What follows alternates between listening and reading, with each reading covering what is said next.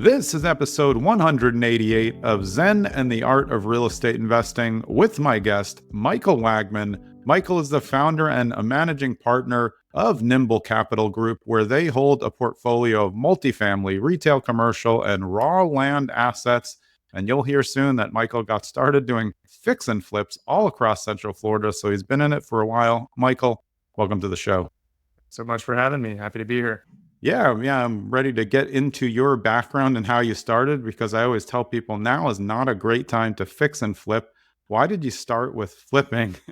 And was that the right choice? Yeah, so this would be 2016-ish, 2017, 2016 timeframe.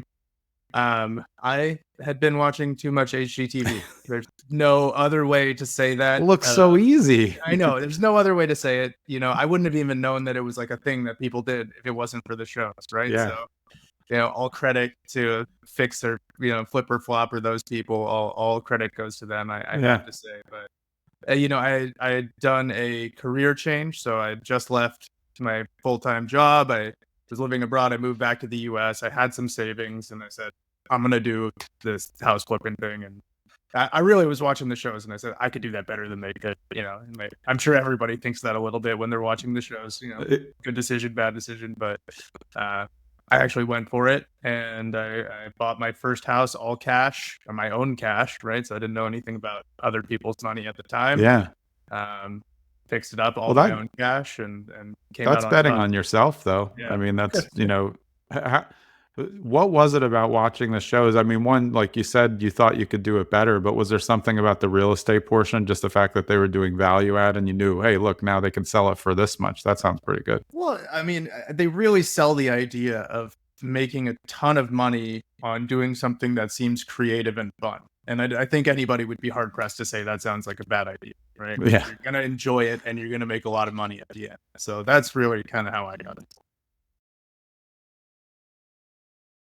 In the beginning, you bet on yourself, and to not lose and then to make more the second time means you're going in the right direction. And I think for people who are even now trying to flip into, something new and do that flip in a new market, you still have to be careful enough. And, if you're not leveraging OPM in the beginning, you're going to be safer to bet it on yourself. So where did you go from there? You got two flips under your belt that didn't go terribly. That second one went much better.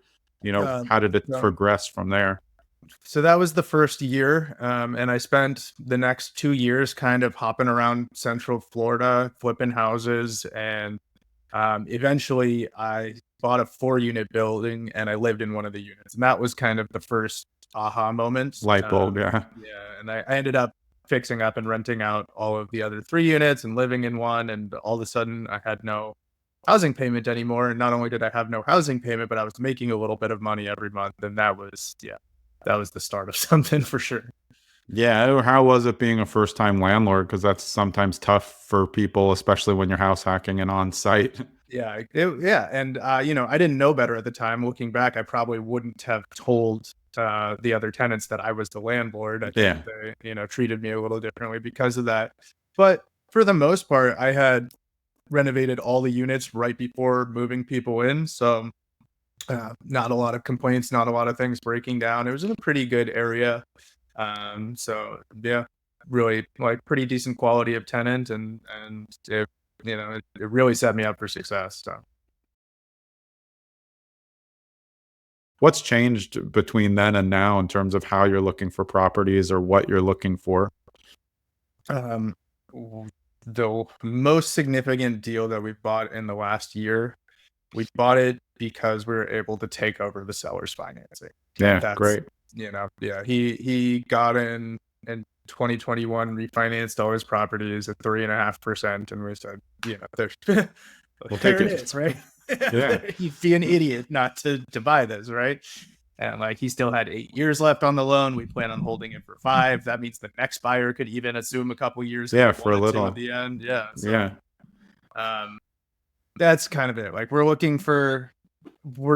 out of the days of cash flow. When I first did the mentorship, they were telling us you need to buy a deal at an 8% cap rate and it needs to cash flow 8%. It was like, yeah, maybe that worked 10 years ago. Yeah, These those days, numbers aren't the same. Not the same numbers. It really isn't. And you know, multifamily is kind of one of these slow burn things. It's just have the patience and you're going to be just fine. 5 years from now, you're going to look back and be very glad you made that decision, but it's going to be a slow burn, I think. Yeah, I've been talking a lot lately about the future of multifamily because, of course, outwardly in the news, people think, oh, what a disaster. And there are a lot of syndication disasters now just because of, I mean, things were hot. People took loans they shouldn't have taken. They couldn't do the turnover. But I mean, the future looks pretty good. We have not enough inventory for people to live in. So multifamily should be trending for demand, especially if the builds and people's renovations stop. So there's less ones coming online. Should be a lot of opportunity for upward scale for rent in the future, I think. Yeah. I'm pretty bullish. I think it also just depends on where you buy. Like you can do good deals in any market cycle, but you need to be really smart about what price you buy it at. And if you can find a deal that cash flows in today's market, just imagine what it's going to be like when things start getting better in a couple of years, or well, who knows? Maybe as soon as next year, we'll find out. In terms of the assets, you guys have a multifamily, retail, commercial, and raw land. What's your favorite, I guess, right now? I mean, is raw land something that's great for you because it's buildable and it's something that you guys can plan on for the future?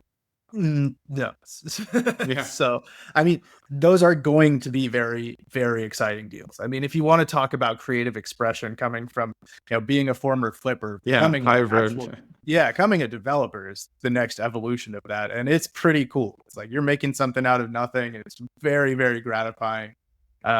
Also comes with about 3x the headaches that flipping comes with. So learning curve there, but we have some really exciting projects in the pipeline. Retail commercial is pretty exciting. There's a lot of potential to make a lot of money there, especially on the deal that we have going in the town that we have going. A lot of the reason that we bought that deal is because we are heavily invested in that town and we know all the growth that's happening there. We know the history of the town. It's about an hour south of Phoenix, so we know everything that's going on. We know the mayor. So we happened to find a really cool deal. We ended up in retail commercial. We are Nimble Capital Group after all. We try to stay a little bit nimble with the types of assets we do. But even that one it's been a learning curve in its own. But so at the end of the day, I would say bread and butter is going to be multifamily for me. It just makes the most sense, to me and probably to most investors. It's like everyone's always going to need a place to live. And at the end of the day, home ownership is becoming less and less and less affordable for the vast majority of the American population. They will never, ever realize that ever again in their life. And owning more rentals now is only going to prove, very, very, very valuable in the future.